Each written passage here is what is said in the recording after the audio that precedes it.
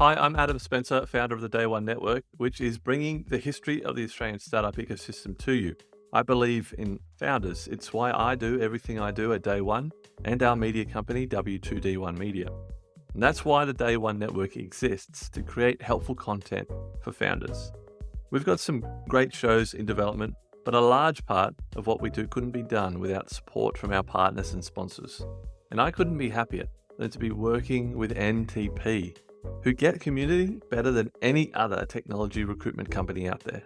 A Newcastle company like mine, NTP are invested in seeing the growth of the local tech community in Newcastle, Sydney, and more broadly Australia. So thank you, NTP, for helping us bring helpful content to founders and the startup community in Australia. Back to the interview. Hi, I'm Adam Spencer, founder of the Day One Network, which is bringing the history of the Australian startup ecosystem to you. I believe in founders. It's why I do everything I do at Day One and our media company, W2D1 Media. And that's why the Day One Network exists, to create helpful content for founders. We've got some great shows in development, but a large part of what we do couldn't be done without support from our partners and sponsors. And I couldn't be happier than to be working with NTP, who get community better than any other technology recruitment company out there.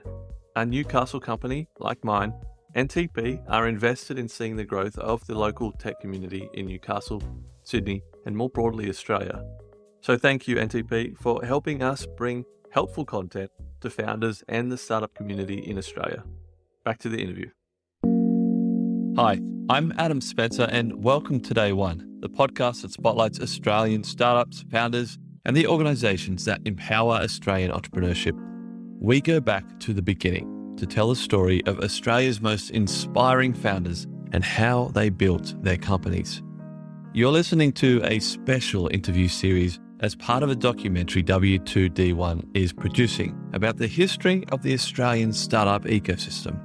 On the episode today, we have... Hi, I'm Malcolm Turnbull, and I'm delighted to be here talking with you, Adam, for this podcast.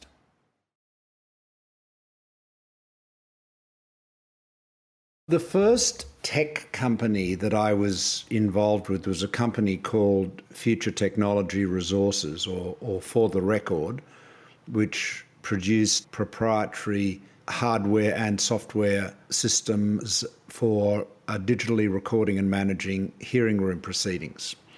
And that was in the early 90s, and no one had talked about startup ecosystems or anything like that in those days. And we financed that ourselves, and ultimately we backed it into a public listed company. But I started getting involved in the tech sector in the early 90s. The most significant company was, of course, Aussiemail, which Sean Howard founded with the support of myself and Trevor Kennedy. And that was in 94. And at that time, there was no money available, for tech. At all. In fact, we showed Aussiemail to a bunch of people, and the internet was just getting going, and they turned it down. We had a very memorable meeting with Kerry Packer in which he dismissed the idea and said the internet. He wasn't impressed with the internet; it'd only be used for gambling and porn.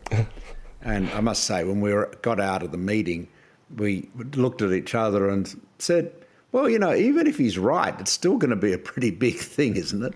So, so there just wasn't any money there. Interestingly, it wasn't because Australians were lacking in risk appetite, because clearly we've got a very vibrant tradition of investing in the mining sector. And so, Sean used to say to me, how is it, Malcolm, that we can't raise money in Australia for Aussiemail, which is a real business with real customers and real revenues? It's a telco, small telco at that stage, whereas you can raise money to finance a gold mine in Siberia, for heaven's sake. And it was true, and that's why we took Aussiemail public in the US in 96, because we just simply couldn't raise money in any serious quantity or at any reasonable valuation in Australia. At the risk of jumping forward too quickly, what do you think changed that? Well, look, ultimately people saw that money was being made in tech, and by the late 90s, you were starting to get more interest in it. And you had, Aussie Mail was obviously one company. You had Look Smart, was looking pretty smart for a while until it failed. But I think the tech wreck in 2001 knocked a lot of confidence out of investors in the tech sector in Australia. And so it took a while to build up again. Just jumping backwards to the early 90s, 94 Aussie Mail, where did your interest for starting companies, especially in the tech sector and internet, where did that come from? Why did you want to get into that space early in your career? Oh, I've always been involved in starting. I've started a lot of companies in my life. Gosh, I'm going to say it's more than a dozen. I don't know whether it's 20. I've never done a list, but a lot. And they have included tech companies, obviously, mining companies, financial services businesses. I've probably started or, co-founded half a dozen in that area alone. So I'm a serial entrepreneur, or have been. And I really do like the whole business of innovation. I think it's exciting. I like the people you're dealing with. So yeah, I've always found it fun. I've started a lot of companies, and some of them have done very well. Some of them have, done okay and, produced a respectable return. And some of them have been complete duds. How early on in your life did you know that you wanted to get into business, to actually be starting companies? Because I've listened, I will admit that I have not finished your autobiography, but I have listened to a fair bit of it. It's a long book. And this young kid, when did the change happen? When did you kind of grow up and go, business is where I'm going to kind of put a lot of my energy?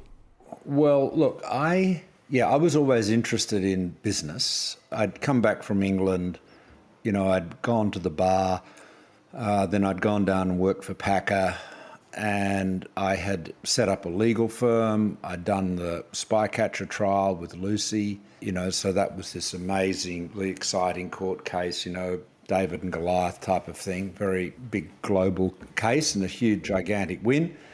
And I thought after that, well, this is about as good as it's ever going to get in the law.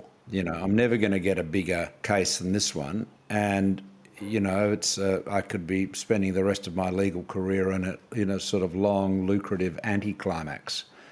And so I really wanted to do something different. I'd always enjoyed business, and I did want to make a quid. For me, financial independence was always very important.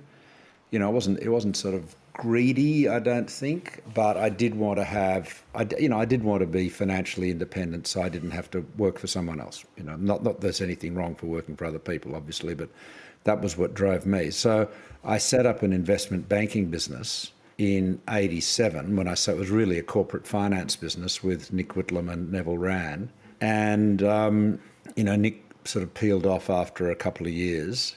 But Neville and I, and we had lots of other partners and colleagues, and that over the decade that business operated. But we did do a lot of what you would now call private equity. We co-founded a bunch of businesses, invested in a number of startups. We were actually well advanced in getting ready to raise a fund, what you would now call today you'd call it a growth fund rather than a sort of early stage VC fund. And we're well advanced in doing that. And I only say that because I found all the sort of draft information memoranda in some old files I was cleaning out the other day. And then in 97, the opportunity to join Goldman Sachs came along. And so I sold Turnbull and Partners, as it was then called, to Goldman and became a partner of Goldman Sachs. And they did that for the next 4 years. And then after that, I'd left Goldman at the end of 2001, and then started a bunch of companies then, about 4 businesses, financial services businesses, maybe 4 or 5. Several of which are still around. Pengana, the asset management company, is still around. I'm obviously no longer a shareholder in that. And Centric, or Centerstone, a private wealth management business we started. Centric is now part of the Findex group. And we started a couple of others as well. Yes, I did that, and then I went into Parliament in 2004. But I was really after I left Goldman, I was pretty focused on getting into politics. In your political career, at what point did you really start to focus on, or at least, and think about it in the back of your mind, bringing innovation forward and making that a focus? Well, it was always a very strong interest, but obviously as Prime Minister, I was in a really good position to do something about it. Yeah, no, I always saw innovation as being absolutely critical, and I felt that our innovation ecosystem, well, really the money, the financial side of it was very underdone.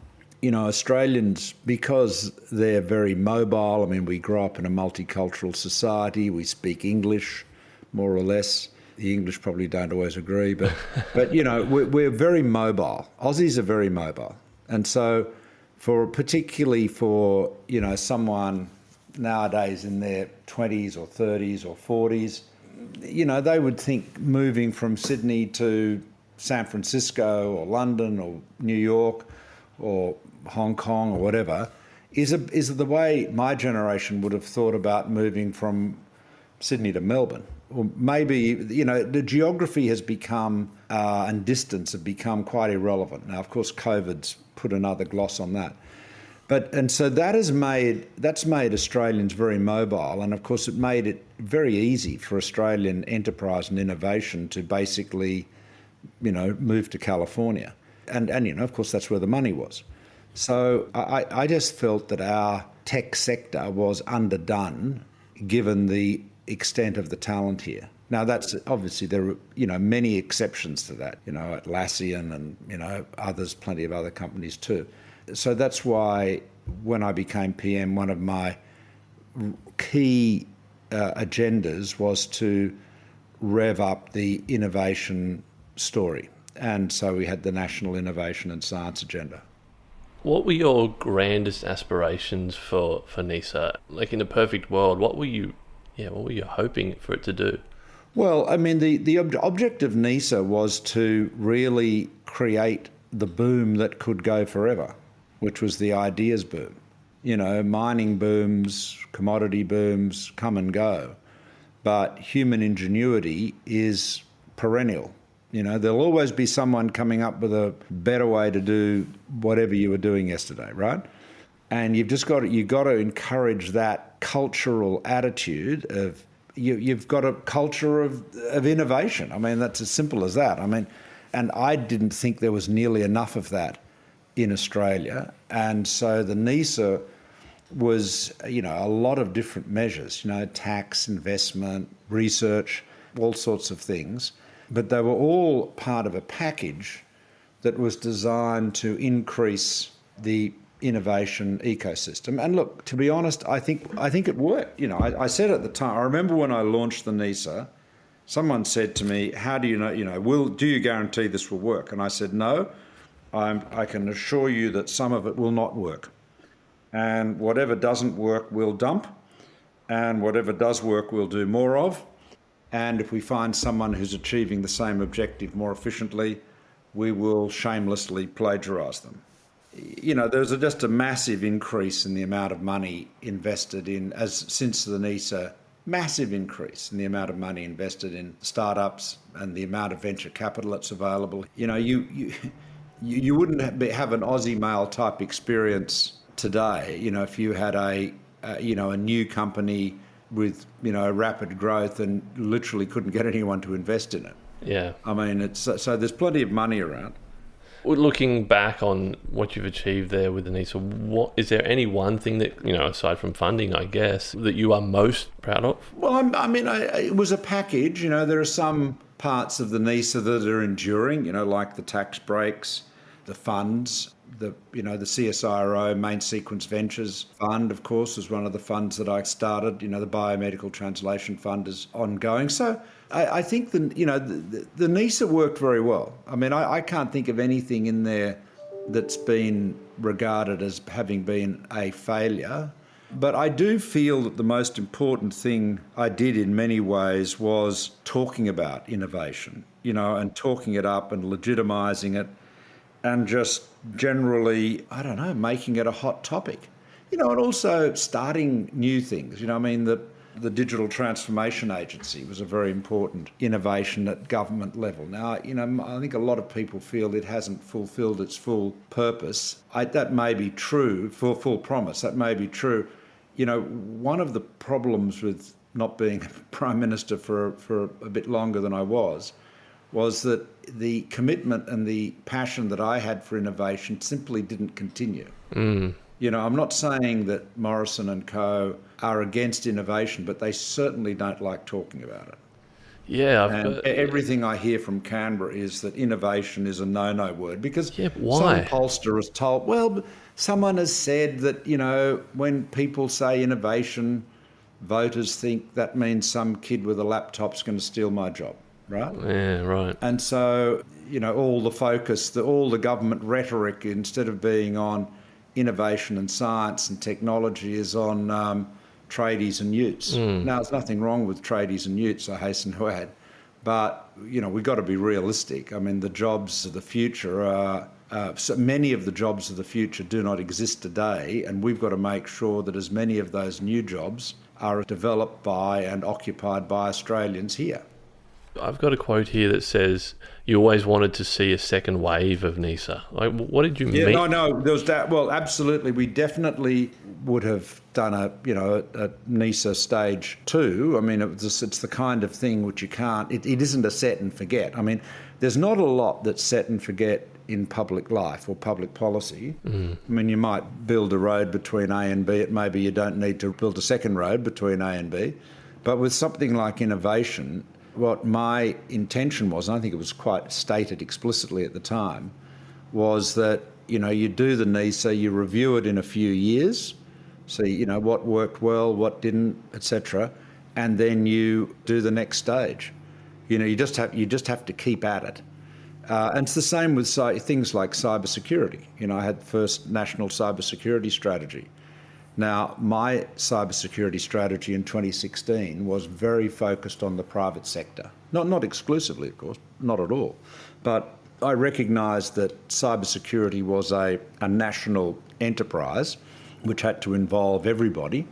And in particular, we wanted to encourage an innovative cyber security ecosystem. In other words, that there were lots of people doing cybersecurity, building cybersecurity companies in Australia and applications and so forth. I mean, one of those I'm invested in and a director of, Kasada, which is Sam Crowther's company.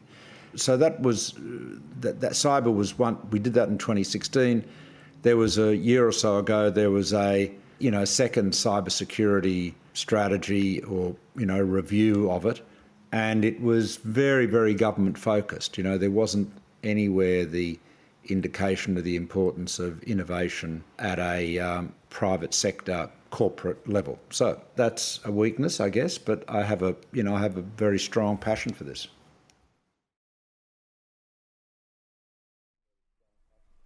I believe we only have a few minutes left, and I'd love to circle back around to the government stuff in a second if we have time. But sure, just looking at today, the ecosystem today, what do you think we're getting right, and do you think we're on the right track?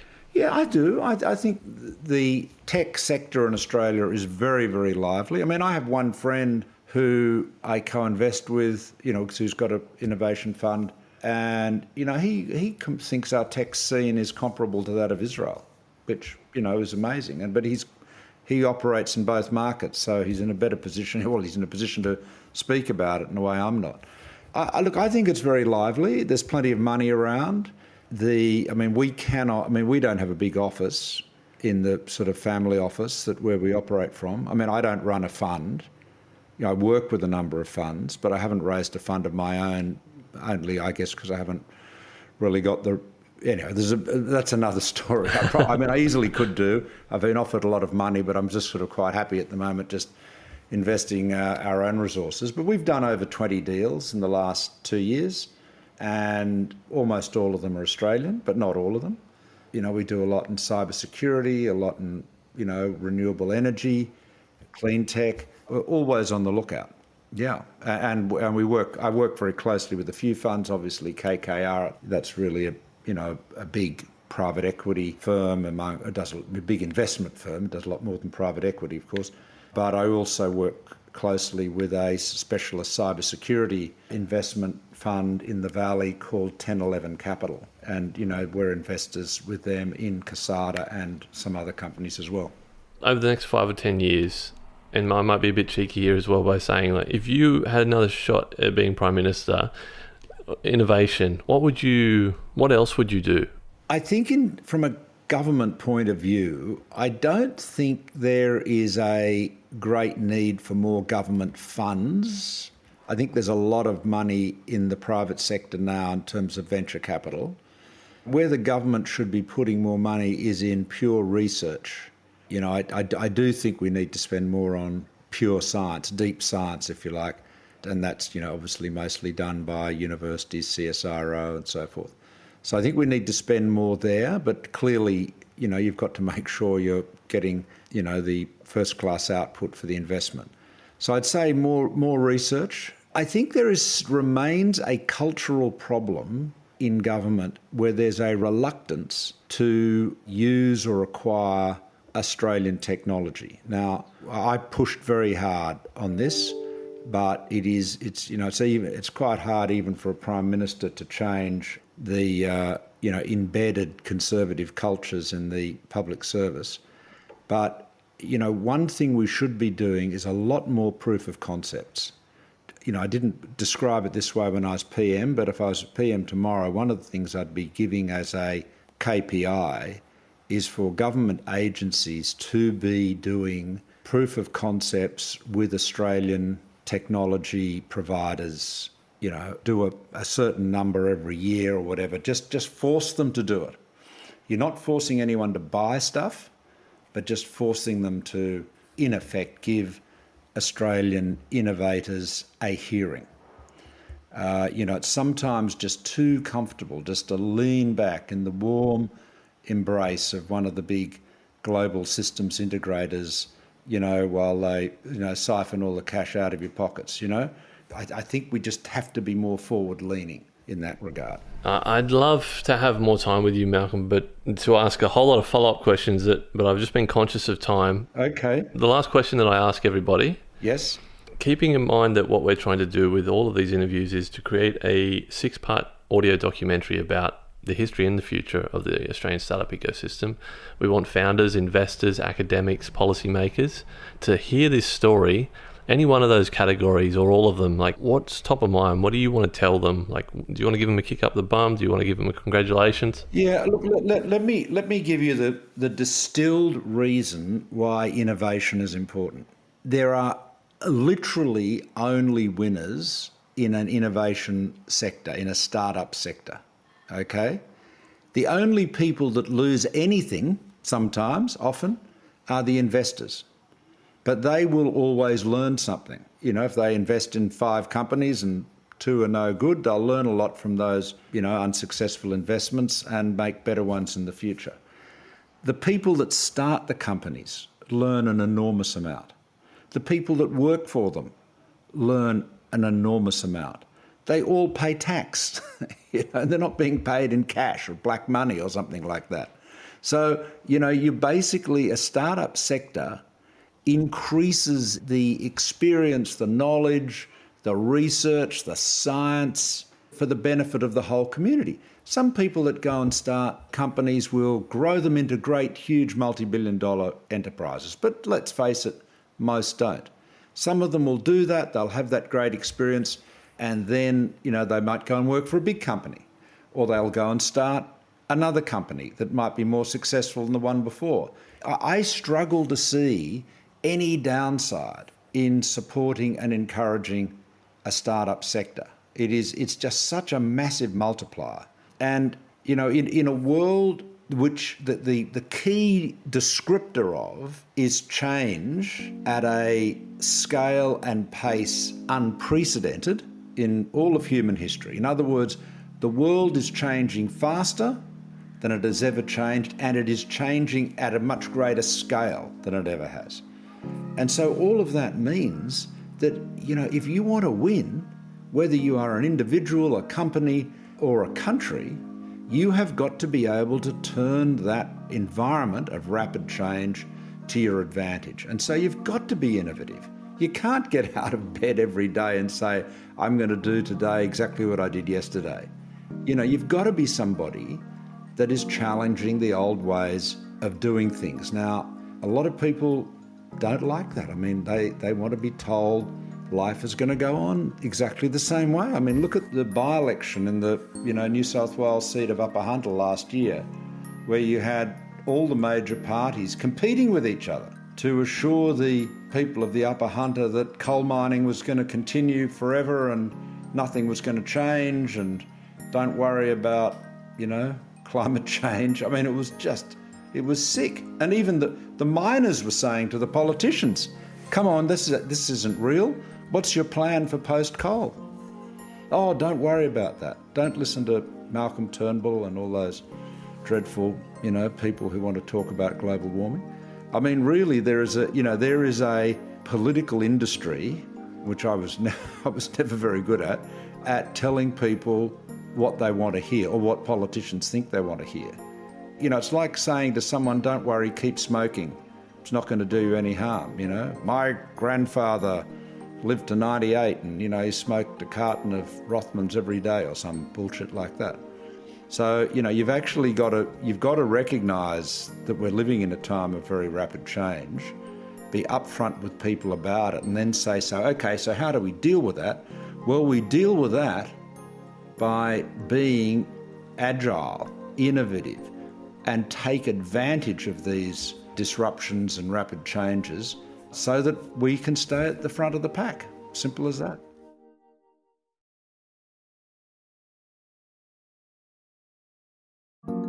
I hope you enjoyed that interview. More interviews are on the way. Follow the podcast wherever you're listening right now. Stay tuned for more interviews with many, many more amazing people from the Australian startup ecosystem. Thanks for listening and see you next time.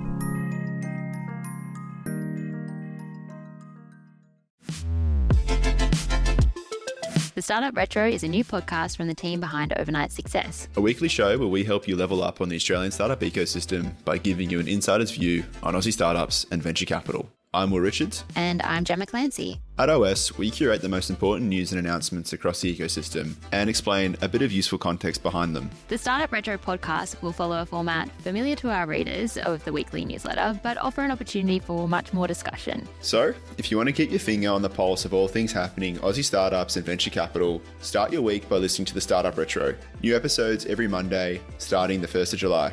The Startup Retro is brought to you by Day One, the podcast network for founders, operators, and investors.